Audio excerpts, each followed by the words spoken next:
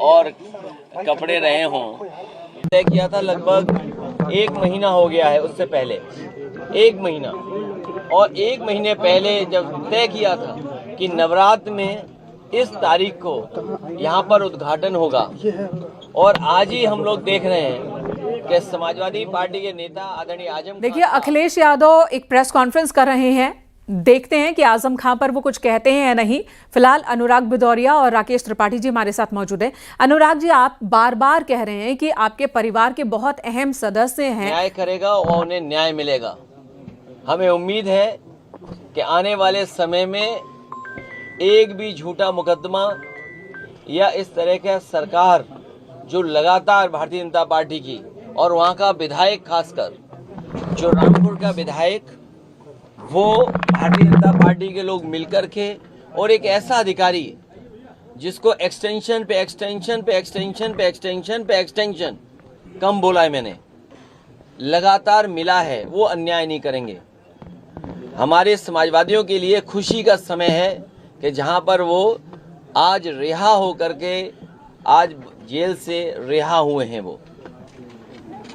Sir, ये कुछ चंडू खाने की खबरें चल रही थी कि आजम खां साहब बसपा के नेताओं से संपर्क। देखिए, आदरणीय आजम खां साहब समाजवादी पार्टी और समाजवादी पार्टी के संस्थापक नेताजी और हम लोगों के साथ, और भारतीय जनता पार्टी का मुकाबला करने पर आज से नहीं, न जाने कब से सबसे बड़ी भूमिका उनकी और समाजवादियों की रही है। और आज तो इतना खुशी का ये भी समय है कि जब आज मैं इन लोगों से मिल रहा हूँ, जहाँ एक पुरानी जगह पहुँचे हैं, वहीं पर उन्हें भी आज ही न्याय मिला है। और हमें उम्मीद है कि आने वाले समय में उनके सभी मुकदमे खत्म होंगे, और समाजवादी सरकार बनने पर जिस तरीके से मुख्यमंत्री जी ने अपने मुकदमे वापस लिए हैं, उन्होंने न केवल अपने मुकदमे वापस लिए हैं बल्कि डिप्टी सीएम के भी मुकदमे वापस लिए हैं, तमाम भाजपाई नेताओं के मुकदमे वापस लिए हैं। समाजवादी सरकार बनने पर जितने भी झूठे मुकदमे लगे हैं आदरणीय मोहम्मद आजम खां साहब पर, वो सब वापस लेने का काम सरकार में होगा। खाली आजम खां साहब के या फिर तमाम ऐसे लोग और भी हैं जिन पे नहीं, जो जिन पत्रकार साथियों पे भी झूठे मुकदमे लगे हैं उनको भी छोड़ा जाएगा। और भाई, आप पे इनकम टैक्स हो, ईडी हो, उसमें भी आपकी मदद होगी। इलाहाबाद हाईकोर्ट का जो ऑर्डर आया है, अब उसमें उत्तर प्रदेश गवर्नमेंट ने कहा है कि पॉलिटिकल रैलीज में भी जातियों का शब्द इस्तेमाल नहीं होगा। किस तरह से फिर आगे रैलियां होंगी? बताओ, सरकार अब जागी है जब स्वजाति लोगों को, वर्चस्ववादी लोगों को और ताकतवर लोगों को हर जगह बैठाया हुआ है। अगर आपका चैनल उन्हें सही चलाना है तो हो सकता है उस चैनल का हेड भी हटा दें। अखबारों के हेड तो हटे ही हटे हैं। तो अखिलेश यादव को सुना आपने। आजम खां सीनियर लीडर हैं, सम्मानित सदस्य हैं परिवार के, और आजम खां के ऊपर झूठे मुकदमे दर्ज किए बीजेपी सरकार ने। ये आरोप पहले भी अखिलेश यादव लगाते रहे हैं, लेकिन सवाल ये भी उठ रहे हैं कि जब आजम खां जेल से बाहर होते हैं, वो सम्मानित हो जाते हैं, सदस्य हो जाते हैं, जब वो जेल के अंदर होते हैं तो अखिलेश यादव आखिर मिलने क्यों नहीं जाते हैं? ये सवाल किसी और ने नहीं, कई बार ये बातें आजम खां की ही जुबान से निकली हैं कि उन्हें वो तवज्जो, वो अपनापन पार्टी में अब महसूस नहीं होता जो पहले हुआ करता था। जिस पार्टी को बनाने में उन्होंने मेहनत लगाई, अब उस पार्टी में वो अहमियत उनकी रह नहीं गई है। ये दर्द कई बार उनकी बातों में ही दिखा है।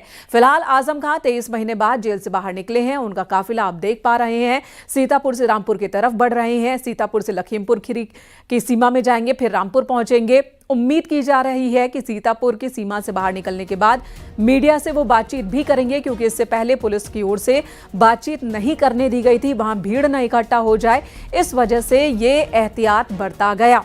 बैरिकेडिंग सुबह से ही की गई थी, सुबह 7 बजे ही उन्हें रिहा होना था, जमानत पर बाहर आना था, लेकिन कागजी कार्रवाई की वजह से, जुर्माने की राशि न भर पाने की वजह से देरी हो गई बाहर निकलने में।